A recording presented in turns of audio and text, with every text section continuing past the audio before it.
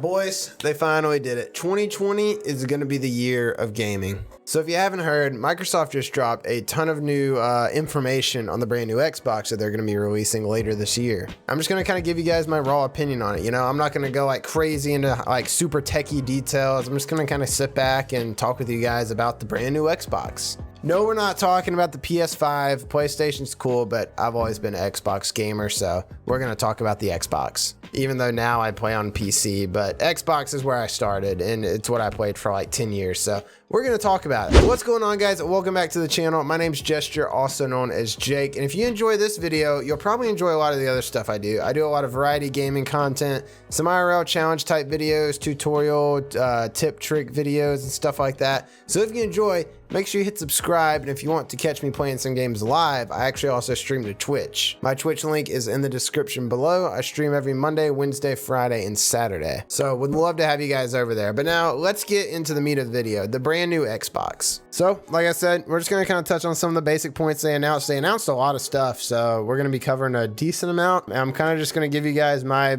straight up opinions on it, you know? So first things first, we're gonna talk about performance, right? Because the main thing about every new console generation is the performance. How much better are they going to be able to run games? What are the capabilities these things are going to be able to do?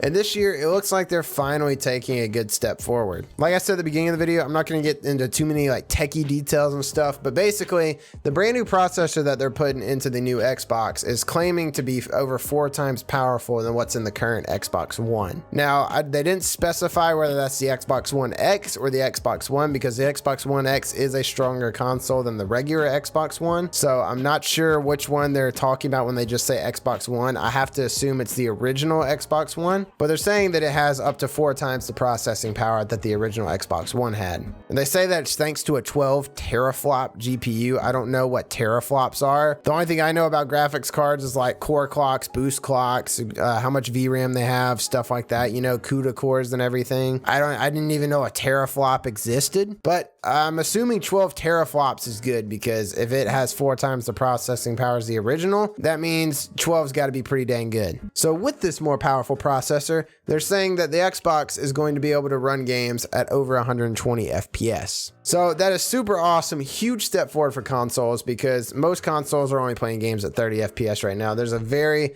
small handful of games that can run at 60 FPS, and when they do, they usually have to downscale the graphics because there's just only so much that the consoles can handle, you know? But the main problem I have with this is that most of the casual gamers that are playing on console, if you're a casual gamer, you're chilling back on your couch or on your bed or something, and you're playing on a TV. TVs are only 60 hertz, unless you have like a super expensive $1,000 TV that has a high refresh rate of over 100 hertz, but they don't make a lot of them. There's very few. The reason they don't make a lot is because there's no television, there's no television provider like DirecTV or Dish Satellite or anything. There's no provider that supports over 60 FPS, you know? And that'll never happen in the future, because there's no shows that are shot higher than 60 FPS, and there's no movies that are shot. Usually movies are only shot in 24 FPS, because the lower frame rate at 24 provides more of a cinematic feel for the movie and everything. So you're not going to have any movies that are shot at 120 FPS, you know? So that's why you don't really see any TVs nowadays adopting those high refresh rate panels, because there's just no use for them unless you're playing a video game, because no shows, no movies are shot at over 60 FPS. Movies are usually 24, sometimes 30, and most shows are 30 or 60. But for those of you that play on high refresh rate monitors, you're going to be in luck, because you'll finally be able to take advantage of that high refresh rate monitor on your console,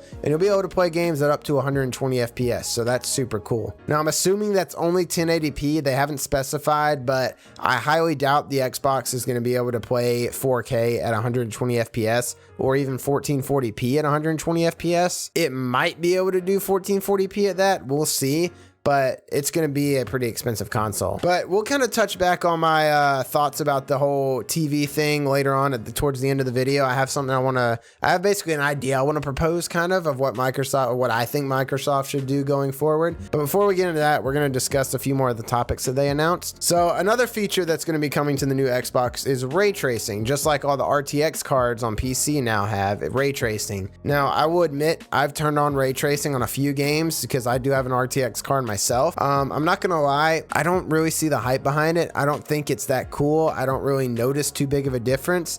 But then again, I'm not like a pixel freak. What do you call them? Pixel picker? I don't know what they're called. Or pixel peeper. I'm not like crazy looking into details when I'm playing a game. I would much rather have the game run at a higher frame rate than have the game look good. You know, I want it to look good still, but I definitely prefer that higher refresh rate over the higher graphic. So I've never really noticed anything when I turn RTX on and when I turn RTX off, but still a cool feature to have. One of the things that is super cool that's coming to the new Xbox is they're finally putting an SSD inside the thing. Now, this is gonna jack the price up, but an SSD is huge for the console gamers. If you don't know what an SSD is, it's a solid state drive. Basically, it's going to allow the console to read and write data extremely fast. In some instances, up to 100 times faster than a hard drive. So basically, you'll be able to load games. When you're loading into a game, you launch a game for the first time, you have to go through the loading screen and everything.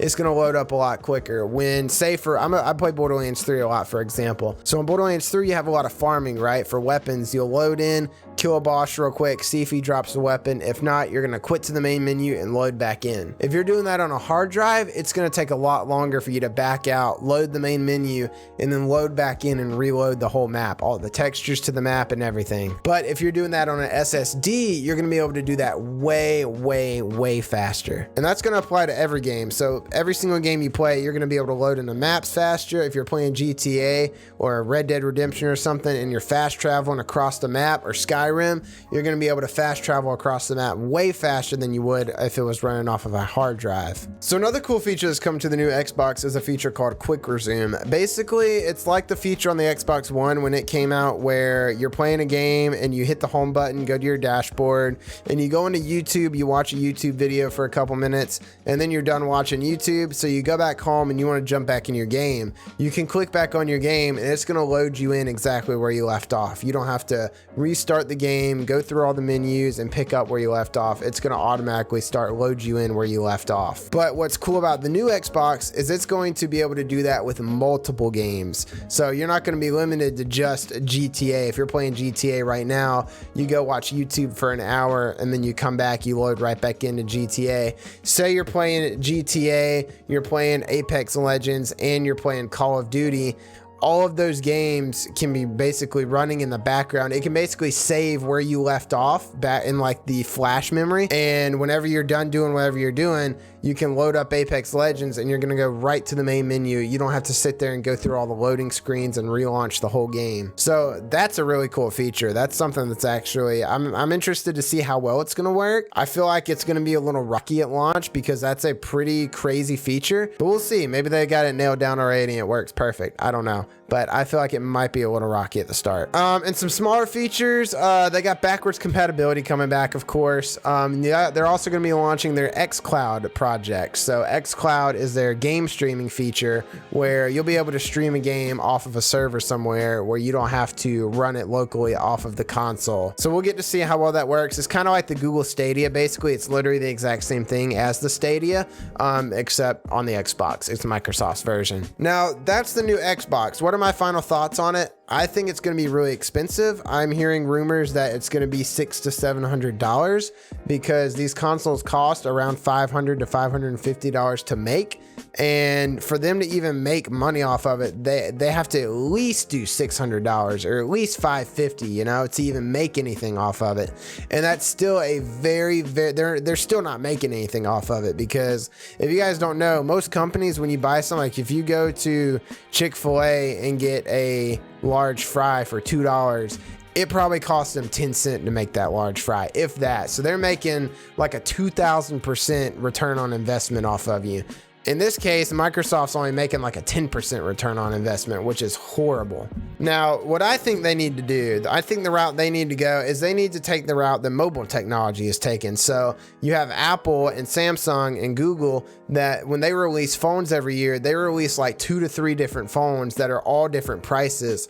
That way it fits within everyone's budget. If you want the top of the line phone, like the brand new iPhone 11 Pro, if you want to have that top of the line phone with 3 cameras and all the features, you know, it's going to be more expensive, but it's there for you. But if you don't want all that, you can go down to the regular iPhone 11 that is a lot cheaper. It doesn't have all the bells and whistles, doesn't have the 3 cameras, but it has what you need, and it's a way lesser price that you can afford. I think that's what they need to do with this new Xbox. I think they need to come out with a couple different models, a model that's not so beefy, because like I said, a lot of people don't even play on a panel that can support more than 60 hertz. So they're not even going to be able to make use of that insanely powerful processor that can play games at over 120 FPS, because they're only going to be playing games at 60 FPS. And a lot of people are still playing on 1080p TVs, so they're not even going to get to play in that 4K resolution on games, you know? So I think they need to release 2 different consoles. Release the super strong console that has all the bells and the whistles,